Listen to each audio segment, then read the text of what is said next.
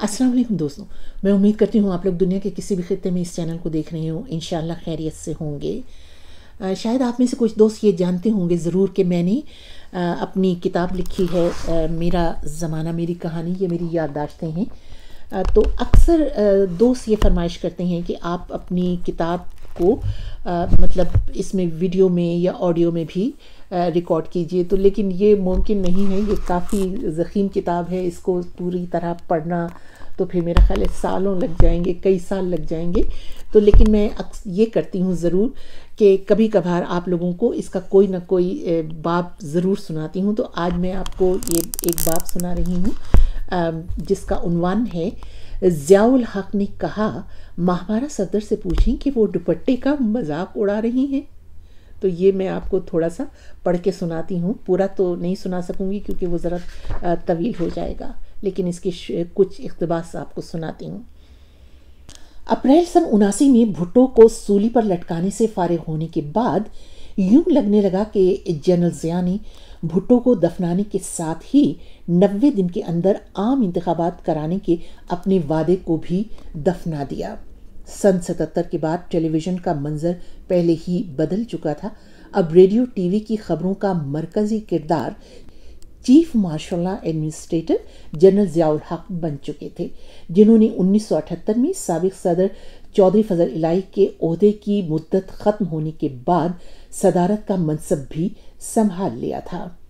हुकूमत करने के लिए उनके पास कोई अखलाकी या जमहूरी रास्ता नहीं था।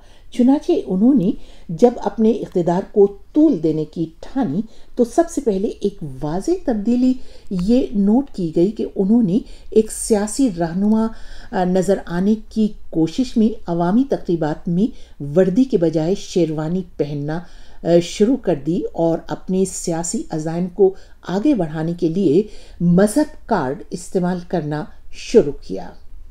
पाकिस्तान में 80 के अरसे से पहले भी एक मजहबी माहौल था, मगर कट्टर मुल्लायत नहीं थी। खुले जहन का तरक्की करता हुआ मुआशरा था, लेकिन जनरल ज़िया के इक़दामात से मजहबी इंतहा पसंदी को फ़रोग़ मिला और मुआशरे में फ़िरका वारियत और ज़हनी हब्स की जो कैफियत तारी हुई, उसमें ये मुल्क आज तक झुलस रहा है। बकौल जनरल ज़िया के उन्होंने मुल्क को इस्लामी सांचे में ढालने के लिए शरीयत का नफाज शुरू किया था।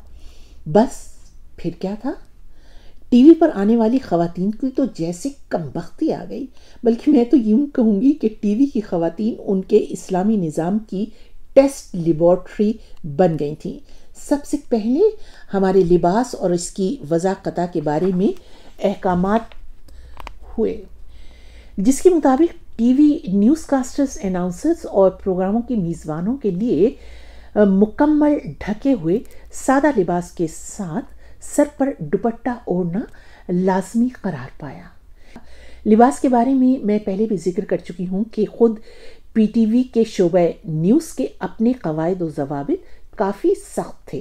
सादगी और ज़ाहरी वज़ाक़ता पर बहुत ज़ोर दिया जाता था ताकि किसी किस्म की नमूद व नुमाइश का इजहार ना हो। मगर ये पहला मौका था कि एक प्रोफेशनल इदारे के लिए इस किस्म के गैर मामूली नौयत के अहकामात मुल्क के फ़ौजी सरबराह की जानिब से जारी हो रहे थे। जाहिर है कि किसी हुक्म उदूली की तो गुंजाइश ही नहीं थी। इस हुक्मनामे का पहला शिकार सिंध की एक बेहतरीन एंकर खातून महताब चन्ना बन गईं। उन्होंने दुपट्टा सर पर ओढ़ने से इनकार कर दिया। उनका लिबास बहुत सादा होता था और वो बहुत अच्छा प्रोग्राम पेश करती थी, मगर उन्हें प्रोग्राम की मेज़बानी से फ़ौरन फारिग कर दिया गया। जाहिर है कि ये हम सब ख़वातीन के लिए भी तंबीह थी कि किसी हुक्मनामे पर एहतजाज की जुर्रत ना की जाए। खैर, दुपट्टा हम सब के लिबास का हिस्सा था, मगर अमूमन मजहबी तक़रीबात और इज्तिमात में सर पर दुपट्टा ओढ़ा जाता था या फिर बड़ी उम्र की कुछ ख़वातीन सरों पर दुपट्टे ओढ़े नज़र आती थीं। हम में से किसी को भी सर पर दुपट्टा लेने की प्रैक्टिस नहीं थी और मेरा दुपट्टा कम वक्त हर लम्हे ढल के चला जाता था। लेकिन पीटीवी के अमले का खौफ का ये आलम था کہ جہاں دوپٹہ ذرا سا ڈھلکا کنٹرول روم سے فوراً آواز آتی تھی کہ بی بی مروائیں گی کیا، دوپٹہ ٹھیک کریں۔ بار بار ٹوکے جانے کے بعد میں نے اس کا یہ حل نکالا کہ ایسے اوڑھنا شروع کیا جیسے عموماً دوران نماز اوڑھا جاتا ہے۔ جنرل صاحب کو میرا اس طرح سے دوپٹہ اوڑھنا سخت ناگوار گزرا۔ اگلے ہی دن سیکٹری انفارمیشن جنرل مجیب کے ذریعے یہ پیغام ملا کہ ماہپارہ صفدر سے پوچھئے کیا وہ دوپٹے کا مذاق اڑانے کی کوشش کر رہی ہیں۔ اف اللہ، میں نے دل میں سوچا توبہ توبہ، میری یہ مجال۔ اس کے بعد میں نے یہ سوچا کہ اس کا کچھ علاج تو ڈھونڈنا ہوگا۔ دراصل اس زمانے میں میٹیریل کچھ اس قسم کا ہوتا تھا کہ دوپٹے سر سے بس پسلتے ہی رہتے تھے۔ چنانچہ سر پر دوپٹہ رکھ کر کئی بال پن لگاتی تھی تاکہ دوپٹہ بالکل سرکنے نہ پائے۔ ہم سب کے دوپٹوں میں اکثر سوراخ بھی ہو جایا کرتے تھے۔ چند دن بعد صدر صاحب کا ایک اور فرمان آ گیا کہ خواتین کا میک اپ بند کر دیا جائے، اسکرین پر آنے والی خواتین کو بہت سادگی سے نظر آنا چاہیے۔ اس زمانے میں بہت تیز روشنی والے بلب اسکرین پر جلوگر ہونے والوں کے چہرے کا احاطہ کیے ہوتے تھے، یعنی چہرے کے بہت قریب ہوتے تھے، جس سے جلد جلنے کا امکان ہوتا تھا۔ آنکھوں کا میک اپ اگر چھوڑ بھی دیا جائے تو بھی تیز روشنیوں سے چہرے کی جلد کو بچانے کے لیے میک اپ لگانا کیمرے کی ضرورت تھی۔ مگر ٹی وی کی انتظامیہ بالکل خاموش تھی۔ کسی میں یہ ہمت نہیں تھی کہ جو کہے کہ جنرل صاحب یہ ایک پروفیشنل میڈیا ہے، دیکھنے کا میڈیا ہے، اس کے کچھ تقاضے ہوتے ہیں، میک اپ اسکرین کی ضرورت ہوتا ہے، لیکن جنرل صاحب کا فرمان ہو اور اس پر عمل نہ ہو، بھلا یہ کیسے ممکن ہو سکتا تھا؟